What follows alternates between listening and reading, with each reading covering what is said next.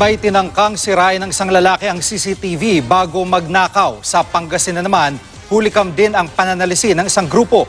Nakatutok si Victoria Tulad. Sa mga tindahang nakahilera sa isang eskinita sa Barangay Poblasyon, Lingayen, Pangasinan, bumili ng yelo sa isang pwesto ang isang lalaki sa grupong ito. Sinundan siya ng kasama niyang babae. Pero maya-maya pa, nalantad na ang target. Isang bag na ninakaw ng babae. Habang kinakausap ng isang lalaking kasama ang babaeng bantay sa kabilang tindahan, ang babae isinilid na ang target na bag sa plastic na hawak ng isa pa nilang kasama.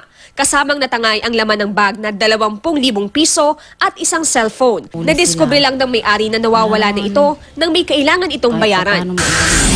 Sa Irigas City, Camarines Sur, gulong ng tricycle naman ang pinuntirya ng isang kawatan. Pagkasakay ng gulong sa sarili niyang tricycle, kaswalang itong tumakas. Inabot pa ng ilang oras bago napansin ng may-ari na kulang na ang gulong ng tricycle niya. Natukoy naman ang plate number ng tricycle ng salarin.